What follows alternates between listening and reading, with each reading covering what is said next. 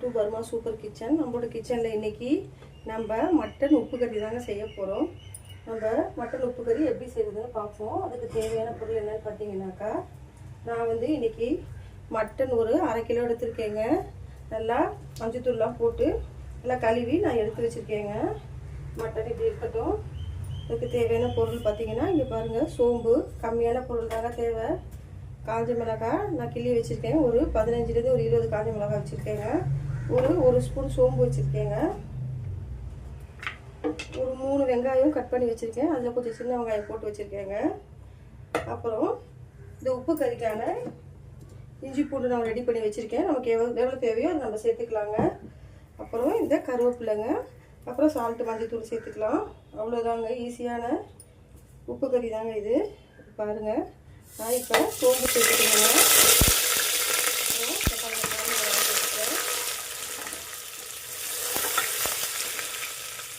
பாருங்கள், ஃப்ரெஷ்ஷான கருவேப்பிலைங்க, செடியில்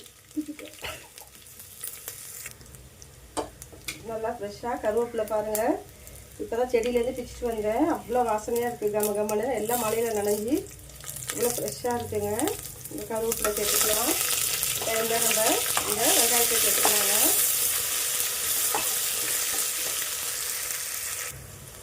நமக்கு வெங்காயம் வதங்கிட்டுருக்குங்க. ஒரு பாதிக்கு மேலே வெங்காயம் வதங்கிடுச்சுங்க.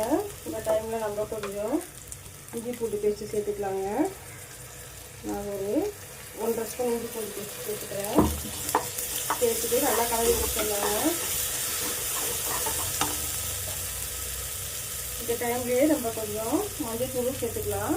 நம்ம மட்டனில் போட்டு வாஷ் பண்ணி தான் வச்சுருக்கோம். இருந்தாலும் இதில் கொஞ்சம் நம்ம மஞ்சள் தூள் சேர்த்துக்கலாங்க. நான் ஒரு சின்ன தக்காளி கட் பண்ணி வச்சுருக்கேங்க. உப்பு கறிக்கு ரொம்ப தக்காளி சேர்க்கணும்னு அவசியம் இல்லை. இருந்தாலும் நான் ஒரு 2 சின்ன தக்காளியெல்லாம் சேர்த்துருக்கேன். நல்லா கழுவி கொடுத்துட்டு இதில் கொஞ்சம் நம்ம கல்லுப்பு சேர்த்துக்கலாங்க.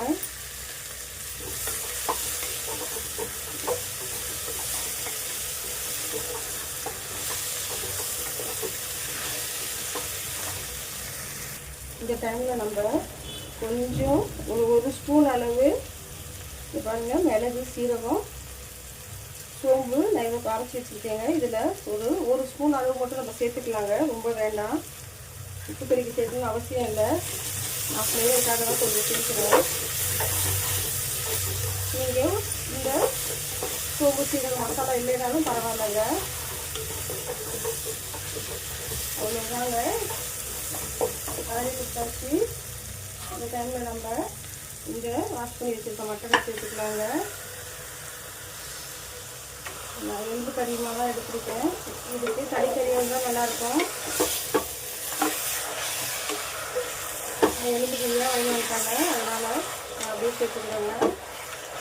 நல்லா கலரி கொடுத்துடலாங்க. நம்ம இலை கறியாக இருந்தால் சட்டிலேயே போட்டு செஞ்சிடலாம். கொஞ்சம் வேக்காடு கொடுக்குற கறியாக இருந்தால் நம்ம குக்கரில் செய்யலாங்க. இலக்கறியாக இருந்தால் நம்ம நார்மலாக ஒரு கடாயிலே செஞ்சோம்னாலும் சூப்பராக இருக்கும். இது கொஞ்சம் நல்லா எண்ணெயில் வதங்கட்டுங்க. கறி மட்டன் நல்லா எண்ணெயில் வதங்கினா தான் நல்லாயிருக்கும். இப்போ பாருங்கள், நமக்கு கறி நல்லாவே எண்ணெயில் வதங்கிடுச்சிங்க. நல்லாவே எண்ணெயில் இந்த பாருங்கள், இந்த மிளகாய், வெங்காயம், தக்காளி, இஞ்சி பூண்டு பேஸ்ட்டோடு நல்லா மசாலாவோடு அப்படி வதங்கிடுச்சு. இந்த டைமில் நம்ம இன்னும் கொஞ்சம் உப்பு சேர்த்துக்கலாம். கொஞ்சமாக தண்ணி சேர்த்துக்கலாங்க.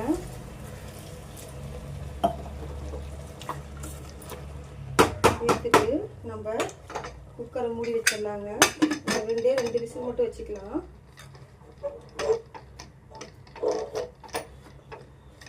அவ்வளோதாங்க, நம்மளுக்கு ஒரு 2 விசில் வந்தாக்கா நம்மளுடைய உப்பு கறி ரெடி ஆகிடுங்க. ஒரு 2 விசில் வந்ததுக்கப்புறம் நம்ம பார்ப்போங்க. நமக்கு ஒரு விசில் வந்து சீக்கிரமாக வந்துருச்சு. நம்ம இன்னொரு விசில் கூட எக்ஸ்ட்ரா வச்சுக்கலாம்.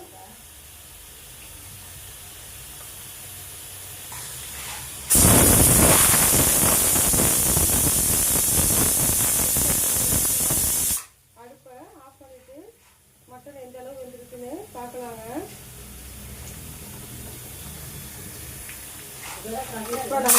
நல்லாவே விசில் வந்துருச்சு. இந்த காற்றுல நல்லா கேஸ் எல்லாம் போனதுக்கப்புறம் நம்ம ஓப்பன் பண்ணி பார்க்கலாம் குக்கரை எந்த அளவு மட்டன் நமக்கு வெந்திருக்குன்ட்டு. இப்போ நமக்கு குக்கரில் நல்லாவே கேஸ் போயிடுச்சுங்க. இந்த டைமில் நம்ம குக்கர் மூடியை ஓப்பன் பண்ணி பார்ப்போம் மட்டன் எந்த அளவு வெந்திருக்குன்னு.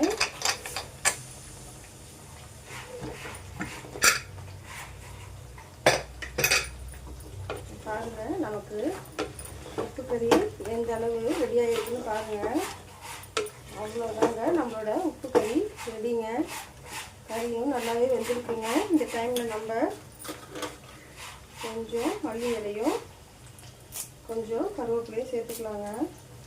சேர்த்துட்டு நல்லா கலரி கொடுத்துருவோங்க. அவ்வளோதாங்க ஒரு சிம்பிளான மட்டன் உப்பு கறி ரெடி ஆகிடுச்சிங்க. நீங்கள் இலை ஆடாக இருந்தால் நார்மலாக கடாயில் போட்டு செஞ்சுக்கோங்க. நான் இன்றைக்கி கொஞ்சம் கறி ரஃப்பாக இருக்க மாதிரி இருந்ததுங்க, அதனால தாங்க அந்த குக்கரில் செஞ்சேன். நீங்களும் ட்ரை பண்ணி பாருங்கங்க. இந்த மாதிரி உப்பு கறி ரொம்பவே டேஸ்ட்டாக இருக்கும். நான் இந்த மீன் குழம்பு வச்சுருக்கேங்க, அதனால தான் மசாலா ரொம்ப இல்லாமல் இந்த மாதிரி உப்பு கறியாக செஞ்சுட்டேன். சூப்பரான எம்மியான உப்பு கறி ரெடி. ஓகே பாய் ஃப்ரெண்ட்ஸ், நீங்களும் இந்த மாதிரி ட்ரை பண்ணி பாருங்கள். Okay bye.